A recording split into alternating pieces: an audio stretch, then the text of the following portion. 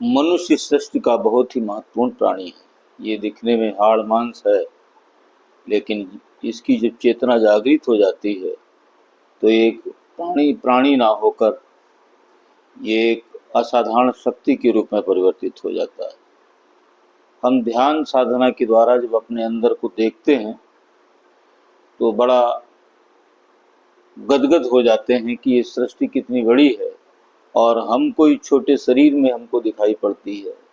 वो परमात्मा का विराट स्वरूप जो अरोरणियान महतो महियान आत्मस्य जंतो निहतो गुहायाम है, वो हमको आज्ञा चक्र में दिखाई पड़ता है, स्वप्न में दिखाई पड़ता है, चलते फिरते बताता है, आवाज देता है।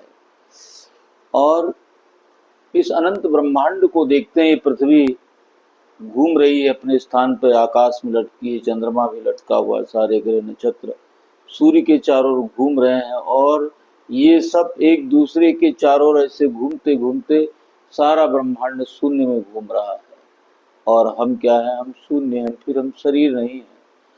और इस पृथ्वी के ऊपर भी अनंत चीजें हैं, नदियां हैं, पहाड़ हैं, घाटियां हैं और देवी देवताओं के रहने के स्थान हैं। तो अन्य लोकांतर में कितने होंगे, कितने रहस्यमयी चीजें भरी पड़ी हैं, मिलन भरे पड़े हैं, कितने पशु पक्षी हैं। ये सब जब चिंतन करते हैं तो उनके रहस्य को देखकर हम मौन हो जाते हैं, समाधिस्थ हो जाते हैं, ध्यान लग जाता है। तो हे मनुष्य, इस मनुष्य की गरिमा को समझो और अपने अंदर उतर करके देखो तो ये शरीर भी बड़ा रहस्यमय है, सृष्टि भी बड़ी रहस्यमयी है। अनंत घटनाएं इस सृष्टि में घट रही हैं। उन घटनाओं से हम जब देखेंगे तो ये संसार में घटने वाली घटनाएं तो बहुत छोटी हैं और सृष्टि में घटनाएं जो घट रही है वो बड़ी बड़ी घटनाएं हैं।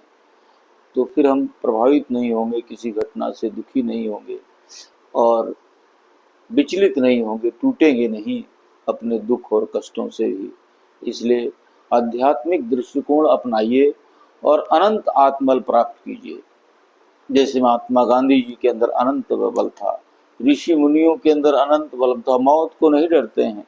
वो कहते हैं कि एक बार रविन्द्रनाथ टैगोर जी लिख रहे थे और कोई ऐसा व्यक्ति आया जो उनका मर्डर करना चाहता था, चाकू लेकर बैठा रहा और उनको उन्होंने डांट दिया, कहा उस कोने में बैठ जा। और वो बैठा रहा, बहुत देर तक बैठा रहा। वो अपना लेख पूरा, बोले मैं लेख पूरा कर लूँ। लेख पूरा करते रहे, काफ़ी देर हो गई, बहुत डरता रहा। फिर वो बैठा बैठा डर गया और डर करके वो कमरे से निकल कर भाग गया। ये क्या है? आत्मबल की शक्ति। निहंदो निहंदो अजदहाओ, शेर नर मारा तो क्या मारा, न मारा आपको खाक था क्षीर बन जाता। गुरु गोविंद सिंह कहते हैं, हे निहंग लोग, तुम कहते हो मैंने शेर को मार दिया, मैंने वो युद्ध जीत लिया, वो कर लिया। नहीं, निहंगो अजदहाओ, तुम यदि अपने अंदर मार लेते, शेर नर मारा तो क्या मारा, शेर की शिकार कर लिया, अपने अहंकार को मारिए। अगर अहंकार को मार दीजिए, जो आप खाक हैं, मिट्टी के हैं, पंच तत्व के हैं, वो फिर अक्षीर बन जाएंगे, बहुत कीमती बन जाएंगे, आप हीरा बन जाएंगे। तो अपने अहंकार को मारना पड़ता है। अहंकार ये है कि हमारा इस पंच तत्व शरीर का क्या औकात है? कोई औकात नहीं है।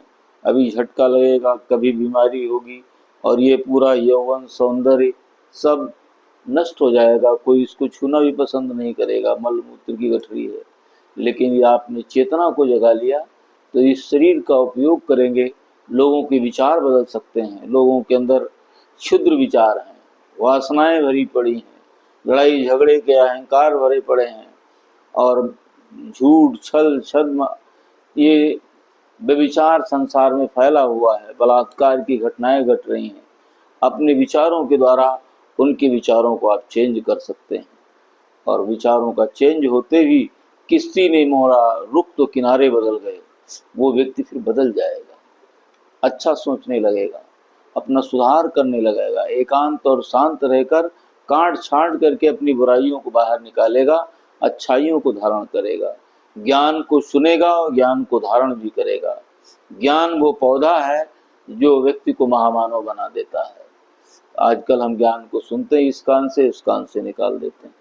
नहीं, ज्ञान को धारण करिए और महान बन जाइए। कबीरदास जी महापुरुषों ने, समर्थ गुरु रामदास जी ने ज्ञान को धारण किया था। उनका विवाह हो रहा था तो उन्होंने कहा सावधान। फिर उन्होंने कहा अरे सावधान, अगर गृहस्थ में हम फंस गए तो फिर हमारा क्या होगा, जो हम बड़ी बड़ी योजनाएं बनाए हैं समाज के लिए, राष्ट्र के लिए, उनका क्या होगा। तो वो किनारे से शादी छोड़कर भाग गए और तपस्या करने लगे। उन्होंने कहा भाई आप क्यों भाग आए थे? कहा कि बंधन में फंस जाते तो हमको तो परमात्मा की आवाज आती है कि तुमको बड़ा काम करना है, क्रांतिकारी कदम उठाने हैं, नवयुवकों को तैयार करना है। तो इसलिए हमारा उद्देश्य ये है अपनी शक्ति को अर्जित करना और राष्ट्र और समाज में दीन दुखियों की सेवा में, लोगों की चेतना को जगाने में हमको लगाना है। वही उन्होंने किया। व्यायामशालाएं खोली, बहुत सारे लोगों को तैयार किया और उस समय देश पर बहुत बड़ा संकट था और तमाम युवकों को तैयार किया। और छत्रपति शिवाजी के वो गुरु थे, उनकी आज्ञा, उनके चरण पादुका रख करके वो शासन करते थे। तो इस तरह से यहाँ पर जब हमारी चेतना जागृत होती है तो हम कुछ ना कुछ बड़ा काम कर सकते हैं। इसलिए अपने आप को जगाएं। हाड़ मांस के हम हैं, क्षुद्र हैं, ऐसी भावनाओं को बाहर निकाल कर फेंक दें, ये आप सबसे निवेदन है। तो ईश्वर अंश जीव अविनाशी, चेतन सहज अमल सुख राशि, सो माया व सुभयो वो शाही, बंधे कीर मरकट की नहीं। ये ईश्वर का अंश है, सुख का खजाना है, इसके अंदर आनंद भरा पड़ा है, क्योंकि आत्मा परमात्मा का अंश है। जैसे आत्मा में ऐश्वर्य है, श्री यश ऐश्वर्य ज्ञान धर्म वैराग्य, ये 6 विभूतियां हैं ईश्वर की। और मनुष्य जब ईश्वर से जुड़ जाता है तो वही विभूतियां, श्री माने धन, यश माने नाम, और ऐश्वर्य माने अपने आप स्वतः काम होता है, ऑटोमेटिक। जैसे सृष्टि चल रही, सारे काम हो रहे हैं, सूरज उग रहा है, अस्त हो रहा है, वर्षा हो रही, जाड़ा गर्मी बसंत हो रही, ये ऑटोमेटिक परमात्मा का सिस्टम है। जो हम उससे जुड़ेंगे तो ऑटोमेटिक सिस्टम से जुड़ जाएंगे तो ऐश्वर्य। और फिर ज्ञान होगा, समझ होगा तो धीर गंभीर बन जाएंगे। धर्म आ जाएगा, हम धर्म का पालन करेंगे। धार्मिक धर्म का पालन का मतलब ये नहीं है पूजा पाठ घंटे हिलाएंगे। धर्म का मतलब है आचरण को अपने अंदर श्रेष्ठ आचरण को धारण करेंगे और लोगों के लिए प्रेरणा स्रोत बनेंगे। लोग हमको देख करके अनुसरण करेंगे तो ये चीजें हमारे जीवन में आने लगेंगी। श्री ऐश्वर्य ज्ञान धर्म, और फिर होगा वैराग्य। वैराग्य का मतलब है ये संसार हम कुछ नहीं कर रहे हैं, ऑटोमेटिक ये सारी सृष्टि चल रही, हमको भी उस चेतना वही शक्ति दे रही है। इसलिए अपने आप का अहंकार नहीं करना चाहिए, क्योंकि विराट ब्रह्मांड अनंत अनंत में फैला हुआ वो परमात्मा जो बिल्कुल मौन और शांत है, फिर भी सारी समूची सृष्टि को सिस्टमैटिक किए हुए है।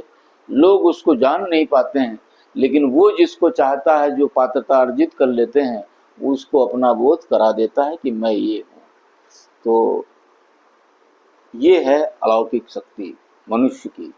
इस मनुष्य के खोपड़े में कितना सिस्टम भरा हुआ है। मोबाइल में जैसे आप देखते हैं, इसे कई गुना, बस उसको जग जाए, खड़ चक्र जग जाए आपके, और सहस्रार चक्र जग जाए, तो हमारा आधार चक्र जब संतुलित होता है, 6 चक्र संतुलित होते हैं, तो सहस्रार चक्र से अनंत विभूतियां आनी चली जाती हैं।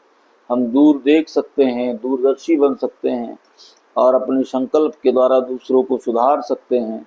सृष्टि में भी हम आर्डर दे सकते हैं, प्रार्थना कर सकते हैं दूसरों के कल्याण के लिए। जो आप सोचेंगे वही घटित होगा। तो कितना वो परमात्मा आपको प्यार करता है। तो हम सब उस परमात्मा को प्रणाम करें और अपने जीवन की महत्ता को समझें, और फिर अपार संसार समुद्र मध्य मुरारी पादाम्बुज देव नौका। यह अपार संसार सागर है। इस संसार में जीवन जीना बड़ा कठिन है, लेकिन यदि आप भगवान के श्री चरण कमलों को पकड़ लें तो सहज रूप में आप इस संसार से पार हो जाएंगे।